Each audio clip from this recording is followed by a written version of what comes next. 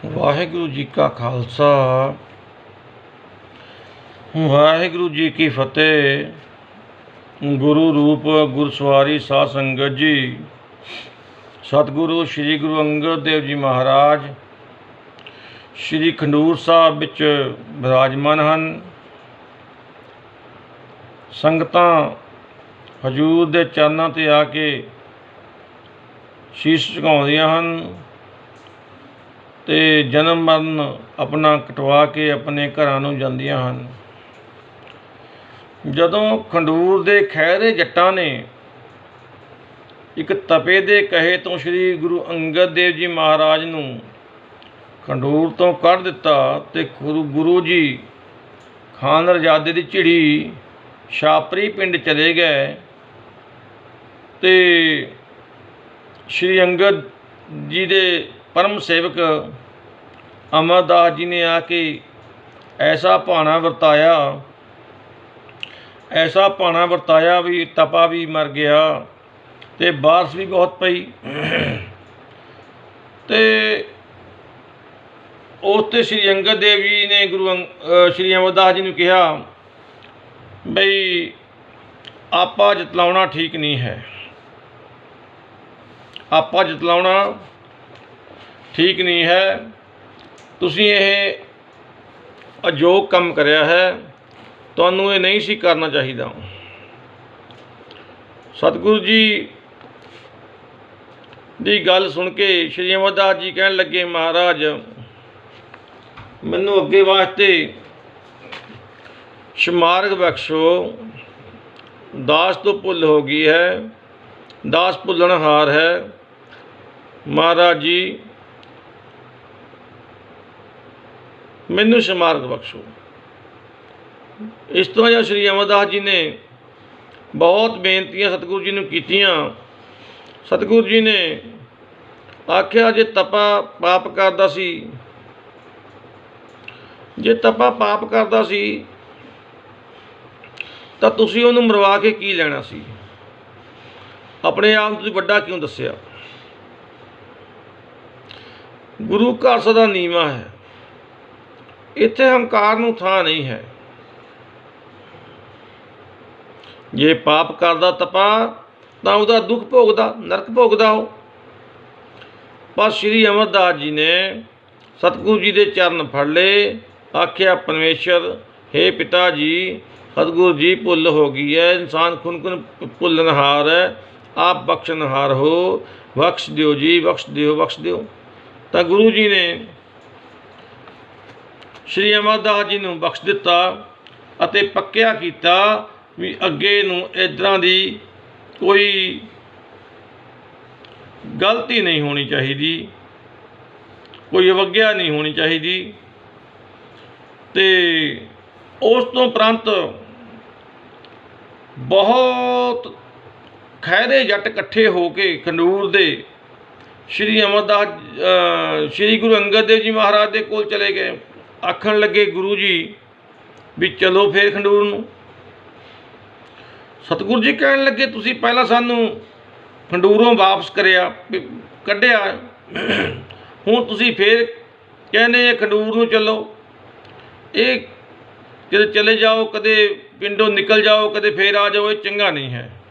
असीं जिथे भी हैं इत्थे बस रहे हैं, बड़े खुश हैं असीं।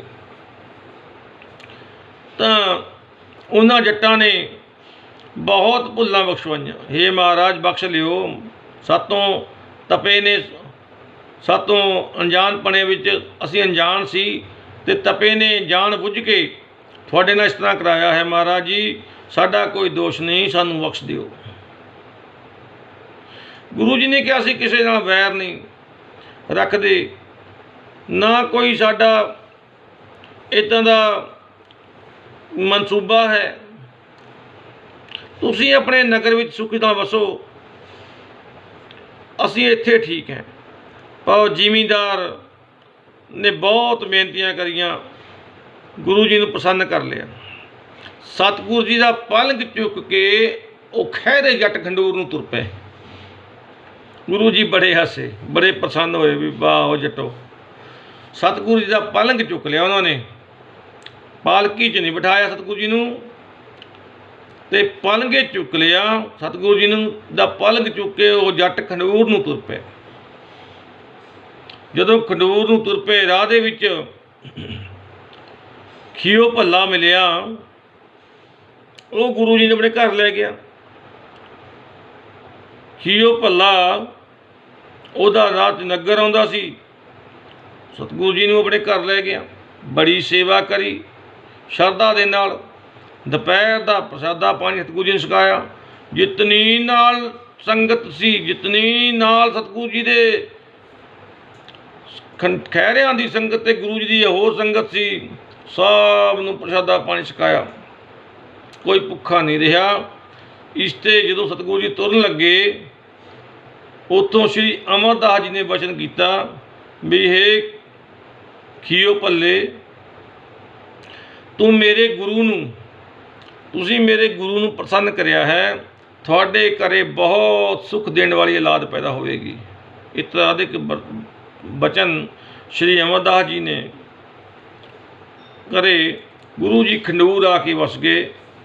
ਅਤੇ ਸ਼੍ਰੀ ਅਮਰਦਾਸ ਜੀ ਜਦੋਂ ਆਗਿਆ ਲੈ ਕੇ ਉੱਥੋਂ ਫਿਰ ਵਾਪਸ ਗੋਇੰਦਵਾਲ ਨੂੰ ਤੁਰ ਪਏ, ਅਤੇ ਕੁਝ ਸਿੱਖ ਵੀ ਹਜ਼ੂਰ ਦੇ ਨਾਲ ਸਨ। ਜਦ ਸ਼੍ਰੀ ਅਮਰਦਾਸ ਜੀ ਪਿਛਲੇ ਪੈਰੀ ਜਾ ਰਹੇ ਸੀ, ਰਸਤੇ ਵਿੱਚ ਕਿਤੇ ਮਰੇ ਹੋਏ ਮਨੁੱਖ ਦੀ ਹੱਡੀ ਪਈ ਹੋਈ ਸੀ। ਉਹ ਹੱਡੀ ਨੂੰ ਜਦੋਂ ਆਪ ਜੀ ਦਾ ਪਵਿੱਤਰ ਚਰਨ ਲੱਗਿਆ, ਉਹ ਕਿਤੇ ਪਾਪੀ ਨਰਕਾਂ ਵਿੱਚ ਨਰਕ ਭੋਗਦਾ ਹੋਵੇਗਾ ਮਰਿਆ ਹੋਇਆ, ਅਤੇ ਉਹ ਇਨਸਾਨ ਤਤਸ਼ੀਨ ਹੀ ਜਿਉਂਦਾ ਹੋ ਗਿਆ। ਮਨੁੱਖ ਸੀ ਧਾਰ ਕੇ ਨਰਕਾਂ ਵਿੱਚੋਂ ਨਿਕਲ ਕੇ ਆਇਆ, ਅਤੇ ਦੇਖਦਿਆਂ ਦੇਖਦਿਆਂ ਪ੍ਰਗਟ ਹੋ ਕੇ ਗੁਰੂ ਜੀ ਨੂੰ ਸ਼੍ਰੀ ਅਮਰਦਾਸ ਜੀ ਨੂੰ ਨਮਸਕਾਰ ਕਰਕੇ ਪਤਾ ਨਹੀਂ ਕਿੱਧਰ ਨੂੰ ਚਲਾ ਗਿਆ। ਇਹ ਕੌਤਕ ਵੇਖਿਆ, ਸ਼੍ਰੀ ਅਮਰਦਾਸ ਜੀ ਨੇ ਵੀ ਦੇਖਿਆ ਅਤੇ ਹੋਰ ਸੇਵਕਾਂ ਨੇ ਵੀ ਦੇਖਿਆ। ਹੈ ਸੁਭਾਵਿਕ ਸੀ, ਅਤੇ ਪਰ ਗੁਰੂ ਜੀ ਸ਼੍ਰੀ ਗੋਇੰਦਵਾਲ ਸਾਹਿਬ ਚਲੇ ਗਏ। ਜਦੋਂ ਦੂਜੇ ਦਿਨ ਫਿਰ ਗੁਰੂ ਜੀ ਖੰਡੂਰ ਸਾਹਿਬ ਨੂੰ ਆਏ ਸਤਿਗੁਰੂ ਜੀ ਨੂੰ ਮਿਲਣ ਵਾਸਤੇ। ਇਹ ਬਰਤਾਂਤ ਸਤਿਗੁਰੂ ਜੀ ਸ਼੍ਰੀ ਗੁਰੂ ਅੰਗਦ ਦੇਵ ਜੀ ਦੇ ਅੱਗੇ ਰੱਖਿਆ ਵੀ ਮਹਾਰਾਜ ਕੱਲ੍ਹ ਇਸ ਤਰ੍ਹਾਂ ਹੋਈ।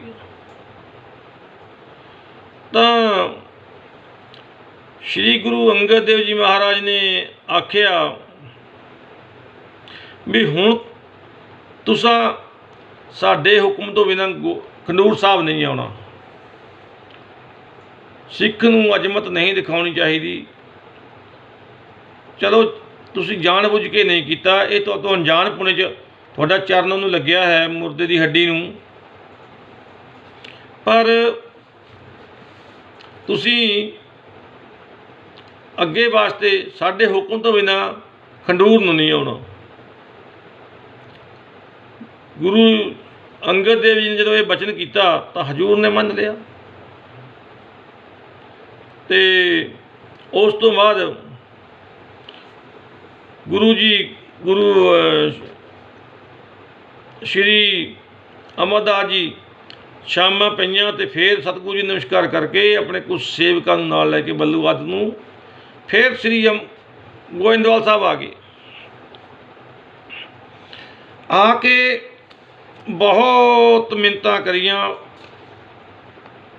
ਸੱਚੇ ਪਾਤਸ਼ਾਹ ਜੀ, ਹੇ ਦੀਨ ਦੁਨੀ ਦੇ ਮਾਲਕ ਸਤਿਗੁਰੂ ਜੀ, ਜਦ ਕਈ ਦਿਨ ਦਰਸ਼ਨ ਕਰਿਆਂ ਨੂੰ ਹੋ ਗਏ, ਗੁਰੂ ਅੰਗਦ ਦੇਵ ਜੀ ਮਹਾਰਾਜ ਦੇ ਦਰਸ਼ਨਾਂ ਤੋਂ ਬਹੁਤ ਉਤਾਵਲੇ ਹੋ ਗਏ। ਦਰਸ਼ਨਾਂ ਨੂੰ ਸ਼੍ਰੀ ਅਮਰਦਾਸ ਜੀ ਆ ਕੇ ਬਹੁਤ ਨਮਸਕਾਰਾਂ ਕਰੀਆਂ। ਹੇ ਸ਼੍ਰੀ ਗੁਰੂ ਅੰਗਦ ਦੇਵ ਜੀ ਮਹਾਰਾਜ, ਹੇ ਦੀਨਾ ਬੰਧੂ, ਹੇ ਕਰੁਣਾ ਨਿਧਾਨ, ਕਿਰਪਾ ਕਰਕੇ ਮੈਨੂੰ ਦਰਸ਼ਨ ਦਿਓ। ਜਦੋਂ ਇਸ ਤਰ੍ਹਾਂ ਦੇ ਬਚਨ ਕੀਤੇ ਤਾਂ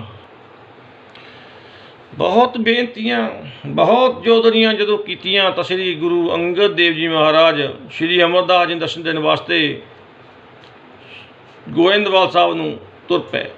ਪਾਲਕੀ ਦੇ ਵਿੱਚ ਬੈਠ ਕੇ ਗੁਰੂ ਜੀ ਗੋਇੰਦਵਾਲ ਨੂੰ ਜਾ ਰਹੇ ਹਨ।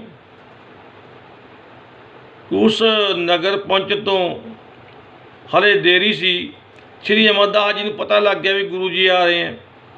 श्री अमरदास जी दूरों पिंडों बाहर लैण वास्ते हजूर नूं लैण वास्ते गए तो हजूर के चरणों ते नमस्कार करी, मिन्नतां बेनतियां तरले सच्चे पातशाह जी बहुत तुसी कृपा की है बई इस ना चीज़ नूं तुसीं दर्शन दिते हैं।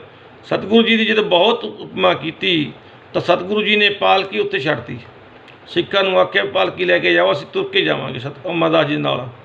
अमरदास जी का एक हत्थ हजूर ने फड़ लिया, अपने हत्थ दे विच पंजे विच पंजा पा लिया। जिन्नियां भी बरकतां जिन्नियां भी शक्तियां सी वो सारियां शक्तियां बरकतां श्री अमरदास जी ने देतियां। ब्रह्म ज्ञान का कराता प्रकाश, सब कुछ श्री अमरदास जी ने दे दिता। ते लिया के आके ब्यासा के किनारे ते बैठ गए। ब्यासा के किनारे बैठ के श्री अमरदास जी ने गुरु अंगद देव जी ने आख्या भी पुरखा तेरे च मेरे च कोई भिन्न भेद नहीं रहा, तू सेवा करके मैनू वस विच कर लिया है। मैं ते तू ते मैं एक हो गए हैं। करामात दिखाउणी गुरु घर विच कहर है, कदे करामात नूं नहीं दिखाउणा, आपा नहीं जितलाउणा। जो तू कहेगा तुहाडी रसना ते ओ हो जाएगा। तेरे विच ते गुरु नानक विच कोई भिन्न भेद नहीं रहा। गुरु नानक ते असीं एक हो गए सी, तुसीं ते असीं एक हो गए हैं। तेरे विच ते मेरे च कोई भिन्न भेद हुण नहीं रहा। इस तरह के बचन जदों करे ते उत्थे गुरु जी नूं एक सिंहा उप्पल नाम का बंदा मिलिया। सिंहा उप्पल मिलिया। सिंहा उप्पल ने 100 बकरियां का बग रखिया होया सी।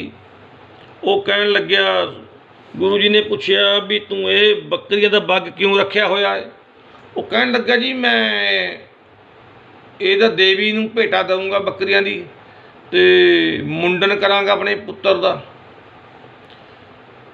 सतगुरु अंगद देव जी कहन लगे, जे तू इन्ना पाप करेगा, अपने पुत्र की लंबी उम्र वास्ते मुंडन करावेगा तो तैनूं बकरियां का इन्हां वड्ढण का पाप लगेगा, मरन का। वो डर गया, कहना जी मैं की करा। गुरु जी कहन लगे, इन्हां बकरियां नूं छड्ड दे, तू मुंडन आके साडे डेरे कर, गुरु मर्यादा दे नाल कर, जो तू रस्म करनी है। उन्होंने अपनी सारी बरादरी सिंहा उप्पल ने गुरु जी के डेरे बुला ली ते कड़ाह प्रसाद की देग तैयार हुई, लंगर तैयार होया, सारी संगत ने वही छकिया। सतगुरु जी ने उस बच्चे नूं आशीर्वाद दिती, आख्या सिर दे केस कतल नहीं कराने। जिहड़े कहंदे ने सिੱਖੀ गुरु गोबिंद सिंह जी महाराज ने 5 ककार दिते हैं। एक ककार तो पहलों ही शुरू हो गई सी, ककार पहलों तो शुरू हो गई सी। गुरु अंगद देव जी ने विभजित करता सी सिंहा उप्पल नूं बई बच्चे दे बाल कतल नहीं करने।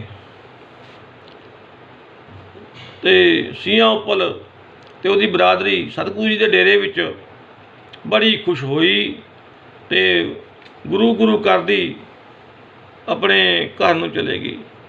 जदों फिर बसंत रुत सर्दी रुत भी लंघ गई, बसंत रुत का खेड़ा आ गया, चेत का महीना चढ़ गया, तो सतगुरु श्री गुरु अंगद देव जी महाराज ने अपना शरीर नूं परित्याग करन दा देखिया भी हुण साडा टाइम आ गया है, असीं हुण निरंकार दे देश नूं चले जाना है।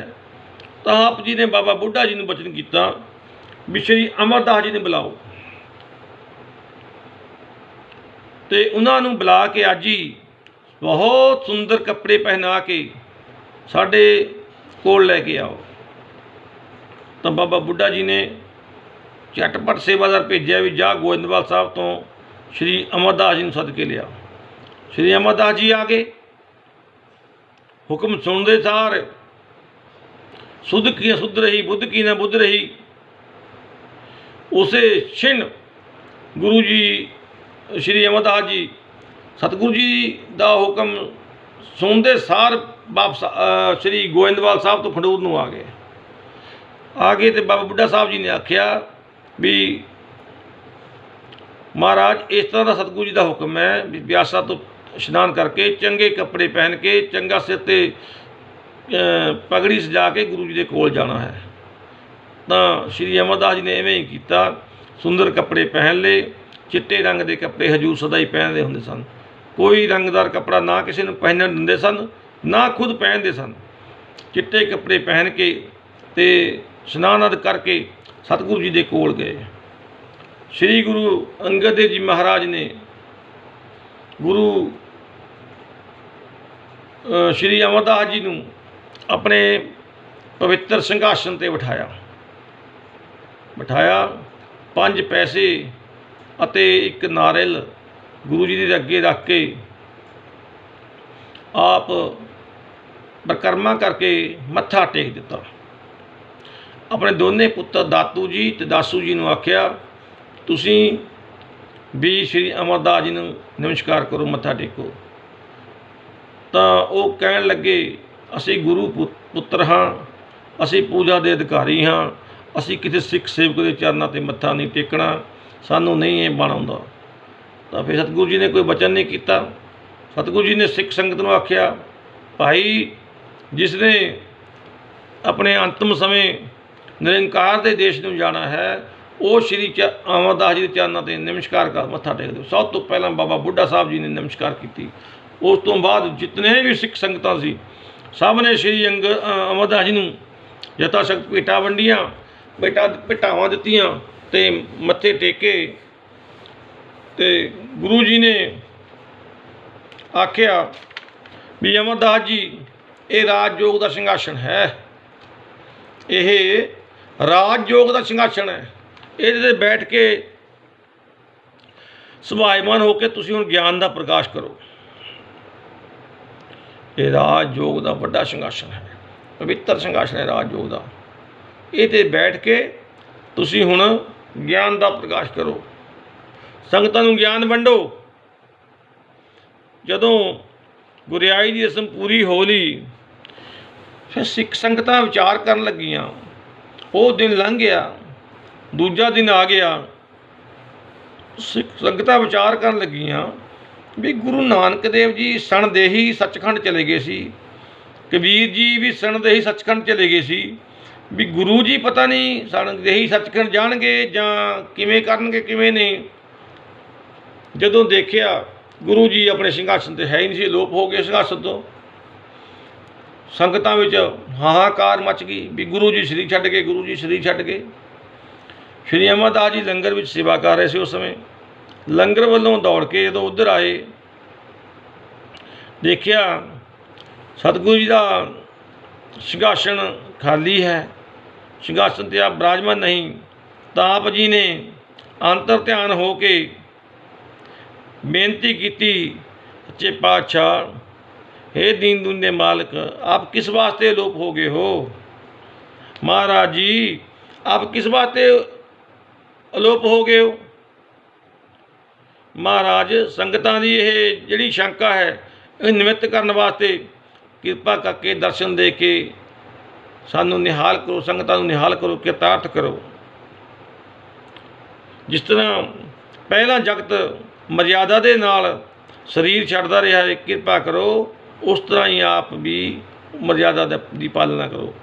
ਇਸ ਤਰ੍ਹਾਂ ਕਰਕੇ ਬਾਬਾ ਸ਼੍ਰੀ ਅਮਰਦਾਸ ਜੀ ਨੇ ਗੁਰੂ ਅਮਰਦਾਸ ਜੀ ਦਾ ਕਹਿ ਲਓ ਹੁਣ ਤਾਂ, ਜਦੋਂ ਗੁਰੂ ਅਮਰਦਾਸ ਜੀ ਨੇ ਅੰਗਦ ਦੇਵ ਜੀ ਮਹਾਰਾਜ ਜੀ ਦੇ ਸਾਹਮਣੇ ਬੇਨਤੀਆਂ ਕਰੀਆਂ ਤਾਂ ਗੁਰੂ ਜੀ ਸਿੰਘਾਸਨ 'ਤੇ ਬਿਰਾਜਮਾਨ ਸੀ, ਬੈਠੇ ਸੀ ਸਾਹਮਣੇ।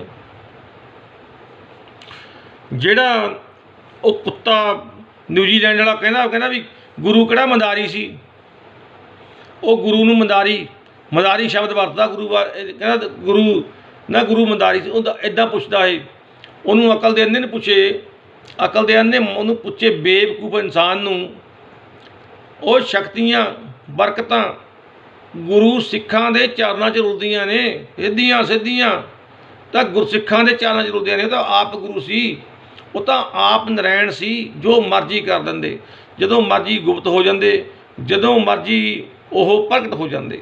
ਉਹਨਾਂ ਨੂੰ ਕੋਈ ਕਿਤੋਂ ਤੋਂ ਕਿਸੇ ਤੋਂ ਸਰਟੀਫਿਕੇਟ ਲੈਣ ਦੀ ਲੋੜ ਨਹੀਂ ਸੀ। ਹੁਣ ਵੀ ਦੁਨੀਆ ਨੂੰ ਤੇਰੇ ਤੋਂ ਸਰਟੀਫਿਕੇਟ ਲੈਣ ਦੀ ਲੋੜ ਨਹੀਂ ਵੀ ਗੁਰੂ ਦੀ ਸ਼ਕਤੀ ਹੈ ਸੀ ਕਿ ਨਹੀਂ ਹੈ ਸੀ। ਤੇਰੇ ਵਰਗੇ ਬੰਦੇ ਤਾਂ ਬਹੁਤ ਭੌਂਕਦੇ, ਬਹੁਤ ਬੋਲਦੇ ਵੀ ਇਹ ਸੀ, ਇਹ ਨਹੀਂ, ਇਹ ਸੀ। ਤੇਰੀਆਂ ਕੇਸਟਾਂ ਅਸੀਂ ਬਹੁਤ ਦੇਖ ਲਈਆਂ ਸੁਣ ਕੇ, ਪਰ ਜੋ ਇਨਸਾਨ ਤੇਰੀਆਂ ਕੇਸਟਾਂ, ਤੇਰੀਆਂ ਆਹ ਵਿਰਸਾ ਤੇਰਾ ਸੁਣਦਾ ਏ, ਉਹ ਸਭ ਨਰਕਾਂ ਨੂੰ ਜਾਣੇ ਵਾਲੇ ਹਨ। ਹਾਂ ਜੀ, ਹਾਂ ਜੀ, ਹਾਂ ਜੀ, ਜਿਹੜੀ ਤੇਰੀ ਸੁਣ ਕੇ ਗੱਲਾਂ ਹਾਂ ਜੀ ਭਾਜੀ, ਹਾਂ ਜੀ ਭਾਜੀ ਕਰਦੇ ਆ ਨਾ, ਉਹ ਸਾਰਿਆਂ ਵਾਸਤੇ ਤੂੰ ਨਰਕਾਂ ਦੀ ਟਿਕਟ ਤਿਆਰ ਕਰਵਾ ਰਿਹਾ ਹੈ। ਉਸ ਤੋਂ ਉਪਰੰਤ ਸਤਿਗੁਰੂ ਸ਼੍ਰੀ ਗੁਰੂ ਅੰਗਦ ਦੇਵ ਜੀ ਮਹਾਰਾਜ ਨੇ ਸਿੱਖ ਸੰਗਤਾਂ ਨੂੰ ਆਖਿਆ ਵੀ ਅਸੀਂ ਹੁਣ ਜੋਤ ਸਮਾਉਣਾ। ਸਾਡੀ ਕੱਲ੍ਹ ਨੂੰ ਸਾਡੀ ਤਿਆਰੀ ਹੈ।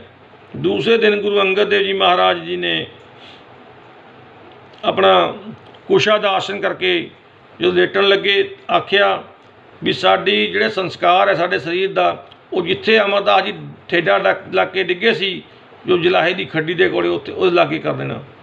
ਅਤੇ ਸਾਰੀ ਸੰਗਤ ਨੂੰ ਗੁਰੂ ਜੀ ਨੇ ਕਿਰਪਾ ਦ੍ਰਿਸ਼ਟੀ ਨਾਲ ਵੇਖਿਆ ਅਤੇ ਫਿਰ ਚਾਦਰਾ ਲੈ ਕੇ ਲੇਟ ਗਏ ਅਤੇ ਵਿੱਚ ਸੰਗਤ ਦੇ ਵਿੱਚ ਪਏ ਲੇਟੇ ਆਪਣੇ ਸਿੰਘਾਸਨ 'ਤੇ ਗੁਰੂ ਜੀ ਲੇਟ ਗਏ। ਇੱਕਦਮ ਸੰਗਤਾਂ ਚਾਰੇ ਪਾਸੇ ਬੈਠੀਆਂ ਏ, ਹਰੀ ਰਾਮ ਦਾ, ਵਾਹਿਗੁਰੂ ਦੇ ਨਾਮ ਦਾ ਕੀਰਤਨ ਕਰਦੀਆਂ ਸੀ ਅਤੇ ਸਤਿਗੁਰੂ ਸ਼੍ਰੀ ਗੁਰੂ ਅੰਗਦ ਦੇਵ ਜੀ ਮਹਾਰਾਜ ਨਿਰੰਕਾਰ ਦੇ ਦੇਸ਼ ਨੂੰ ਚਲੇ ਗਏ। ਤਾਂ ਬਾਬਾ ਬੁੱਢਾ ਜੀ ਨੇ, ਗੁਰੂ ਅਮਰਦਾਸ ਜੀ ਮਹਾਰਾਜ ਨੇ ਹਜ਼ੂਰ ਦੇ ਪਵਿੱਤਰ ਸਰੀਰ ਨੂੰ ਇਸ਼ਨਾਨ ਆਦਿ ਕਰਾ ਕੇ ਸੁੰਦਰ ਵਿਮਾਨ ਦੇ ਵਿੱਚ ਸਜਾ ਕੇ ਉੱਥੇ ਲੈ ਕੇ ਗਏ ਜਿੱਥੇ ਸ਼੍ਰੀ ਅਮਰਦਾਸ ਜੀ ਖੱਡੀ ਨੂੰ ਠੇਡਾ ਲਾ ਕੇ, ਖੱਡੀ ਲਾ ਕੇ ਡਿੱਗੇ ਸੀ। ਉਹ ਕਰੀਬ ਦੇ ਕਿਲੇ ਦਾ ਠੇਡਾ ਲਾ ਕੇ ਡਿੱਗੇ ਸੀ, ਉੱਥੇ ਲੈ ਕੇ ਗਏ ਅਤੇ ਗੁਰੂ ਜੀ ਦੇ ਜੋ ਦੋ ਪੁੱਤਰ ਸੀ, ਦਾਤੂ ਜੀ ਤੇ ਦਾਸੂ ਜੀ, ਉਹਨਾਂ ਤੋਂ ਸਤਿਗੁਰੂ ਜੀ ਦੇ ਸਰੀਰ ਨੂੰ ਅਗਨ ਭੇਟ ਕਰਵਾ ਦਿੱਤਾ। ਅਤੇ 10 ਦਿਨ ਗੁਰੂ ਅਮਰਦਾਸ ਜੀ ਮਹਾਰਾਜ ਖਡੂਰ ਸਾਹਿਬ ਹੀ ਰਹੇ। ਖਡੂਰ ਸਾਹਿਬ ਰਹੇ। ਜਦੋਂ ਗੁਰੂ ਜੀ ਦਾ ਜੋ ਦੁਸਹਿਰਾ ਸੀ ਉਹ ਹੋ ਗਿਆ, ਸਾਰਾ ਕਿਰਿਆਕਰਮ ਖਤਮ ਹੋ ਗਿਆ, ਨਿਬੜ ਗਿਆ, ਤਾਂ ਸ਼੍ਰੀ ਅਮਰਦਾਸ ਜੀ ਮਹਾਰਾਜ ਨੂੰ ਦੁਸਹਿਰੇ ਵਾਲੇ ਦਿਨ ਬੇਅੰਤ ਸੰਗਤਾਂ ਨੇ ਭੇਟਾਂ ਚੜਾਈਆਂ।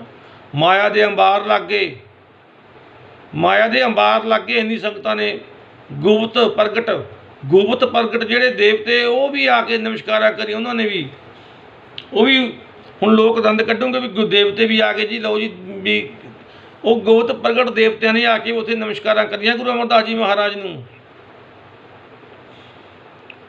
ਐਵੇਂ ਨਹੀਂ ਆਖਿਆ ਪੱਲੇ ਅਮਰਦਾਸ ਗੁਣ ਤੇਰੀ ਉਪਮਾ ਤੋਹੇ ਬਣਿਆ ਵੈ। ਇੰਨੀ ਅਵਸਥਾ, ਇੰਨੀ ਉਮਰ ਤਾਂ ਅੱਜ ਕੱਲ੍ਹ ਦਾ ਬੰਦਾ ਵੈਸੇ ਹੀ ਨਹੀਂ ਉੱਥੇ ਤੱਕ ਤਾਂ ਪਹੁੰਚਦਾ। 82-83 ਸਾਲ ਤੱਕ, 82-83 ਸਾਲ ਦੀ, 84 ਸਾਲ ਦੀ ਉਮਰ ਜਾ ਕੇ ਸਤਿਗੁਰੂ ਜੀ ਨੂੰ ਗੁਰਗੱਦੀ ਮਿਲੀ ਹੈ। ਫਿਰ ਜਦੋਂ ਬਹੁਤ ਮਾਇਆ ਇਕੱਠੀ ਹੋ ਗਈ ਤਾਂ ਗੁਰੂ ਜੀ ਨੇ ਉੱਥੋਂ ਆਖਿਆ, ਹੇ ਦਾਤੂ ਜੀ, ਦਾਸੂ ਜੀ, ਅਸੀਂ ਹੁਣ ਆਪਣੇ ਘਰ ਗੋਇੰਦਵਾਲ ਚੱਲਦੇ ਹਾਂ, ਤੁਸੀਂ ਇੱਥੇ ਰਹਿਣਾ ਕਰੋ। ਸਾਰੀ ਮਾਇਆ, ਸਾਰਾ ਧਨ ਪਦਾਰਥ ਜੋ ਵੀ ਭੇਟਾ ਹੋਇਆ ਸੀ ਉੱਥੇ ਹੀ ਛੱਡ ਕੇ ਗੁਰੂ ਜੀ ਆਪਣਾ ਸਤਨਾਮ ਦਾ ਜਾਪ ਕਰਦੇ ਅਤੇ ਸੰਗਤਾਂ ਨੂੰ ਕਰਾਉਂਦੇ ਹੋਏ ਗੋਇੰਦਵਾਲ ਸਾਹਿਬ ਨੂੰ ਆ ਗਏ। ਆ ਕੇ ਉੱਤੇ ਚੁਬਾਰੇ ਦੇ ਕੁੰਡੀ ਲਾ ਕੇ ਚੜ੍ਹ ਗਏ, ਚੁਬਾਰੇ 'ਤੇ ਚੜ੍ਹ ਗਏ ਅਤੇ ਕੁੰਡੀ ਲਾ ਲਈ ਅਤੇ ਅੰਦਰ ਜਾਪ ਕਰਨ ਲੱਗ ਗਏ। ਜਦੋਂ ਕਈ ਦਿਨ ਲੰਘ ਗਏ, ਕਰੀਬ 7 ਦਿਨ ਲੰਘ ਗਏ, ਗੁਰੂ ਜੀ ਨੇ ਕੁੰਡੀ ਨਾ ਖੋਲ੍ਹੀ। ਸ਼੍ਰੀ ਗੁਰੂ ਅਮਰਦਾਸ ਜੀ ਨੇ ਕੁੰਡੀ ਨਾ ਖੋਲ੍ਹੀ। ਸੰਗਤਾਂ ਬਾਹਰ ਬੇਵਲ ਹੋ ਗਈਆਂ, ਇੰਤਜ਼ਾਰ ਕਰਨ ਲੱਗੀਆਂ। ਬਹੁਤ ਸੰਗਤਾਂ ਕਹਿਣ ਲੱਗੀਆਂ ਵੀ ਗੁਰੂ ਜੀ ਨੇ ਕੁੰਡੀ ਕਿਉਂ ਨਹੀਂ ਖੋਲ੍ਹਦੇ। ਤਾਂ ਬਾਬਾ ਬੁੱਢਾ ਸਾਹਿਬ ਜੀ ਨੇ ਗੁਰੂ ਜੀ ਦੇ ਸੇਵਕ ਜੋ ਭਾਈ ਬੱਲੂ ਸੀ ਉਹਨੂੰ ਆਖਿਆ ਵੀ ਬੱਲੂ, ਸਤਿਗੁਰੂ ਜੀ ਨੂੰ ਆਖੋ ਵੀ ਸੰਗਤਾਂ ਬਹੁਤ ਵਿਆਕੁਲ ਹਨ, ਕੁੰਡੀ ਖੋਲ੍ਹੇ, ਦਰਸ਼ਨ ਦੇਣ ਸਾਨੂੰ। ਤਾਂ ਭਾਈ ਬੱਲੂ ਨੇ ਆਖਿਆ ਵੀ ਠੀਕ ਹੈ, ਤੁਸੀਂ ਸਾਰੇ ਜਣੇ ਚੁਬਾਰੇ ਦੇ ਥੱਲੇ ਇਕੱਠੇ ਹੋ ਜਾਓ, ਸਾਹਮਣੇ ਇਕੱਠੇ ਹੋ ਜਾਓ। ਸਾਰੀ ਸਿੱਖ ਸੰਗਤ ਸਤਿਗੁਰੂ ਸ਼੍ਰੀ ਗੁਰੂ ਅਮਰਦਾਸ ਜੀ ਮਹਾਰਾਜ ਦੇ ਚੁਬਾਰੇ ਦੇ ਸਾਹਮਣੇ ਇਕੱਠੀ ਹੋ ਗਈ। ਭਾਈ ਬੱਲੂ ਨੇ ਗਲ 'ਚ ਪਾਇਆ ਪੱਲਾ ਅਤੇ ਬੇਨਤੀ ਕਰੀ, ਹੈ ਸਤਿਗੁਰੂ ਅਮਰਦਾਸ ਜੀ ਮਹਾਰਾਜ, हे दीन बंधु, हे जगत दे राखे, बहुत संगतां व्याकुल हन। आप जी किरपा करके इन्हां नूं दर्शन दिओ। महाराज इन्हां नूं दर्शन दे के निहाल करो, किरतार्थ करो। जब इस तरह दी बेनतियां भाई बल्लू ने सतगुरु जी दे अगे कीतियां तां हजूर ने अंदरों कुंडी खोलती। कुंडी खोली, संगतां नूं देखिया ते भाई बल्लू नूं आखिया साडे बैठण वास्ते ते उत्ते चंदोआ ला दिओ, बैठण वास्ते साडे गद्दी ला दिओ।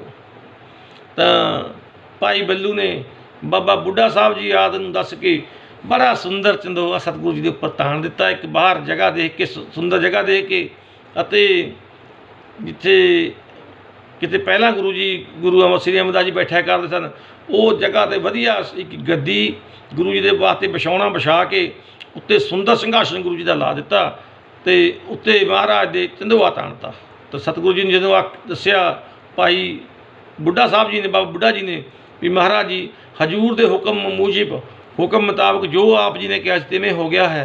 तो हजूर आ गए, आके सिंघासन पर विराजमान हो गए, अपने सिंघासन पर विराजमान हो गए। संगतां हुमा हुमा के हजूर के दर्शनों आउण लगियां। बहुत संगतां श्री गुरु अमरदास जी महाराज दर्शनों आउण लगियां। हुण कल नूं सतगुरु गुरु अंगद देव जी महाराज की कथा अज समाप्त है। कल तो श्री गुरु अमरदास जी श्री अमरदास जी महाराज की कथा जिहड़ी नाल नाल चलदी आ रही सी, विचे गुरु अंगद देव जी कथा चलती आ रही सी, विचे श्री गुरु अमरदास जी चलती आ रही सी। कल तो श्री अमरदास जी की कथा चलेगी। उन्हां दा जन्म कित्थे होया, उन्हां दे माता पिता का नाम की सी, उन्हां दे कितने पुत्र सन, कितनियां पुत्रियां सन, ये सारा दस्सिया जाएगा।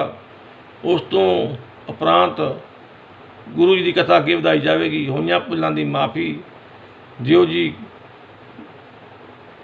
असीसां करो कृपा जी। वाहिगुरू जी का खालसा, वाहिगुरू जी की फतेह।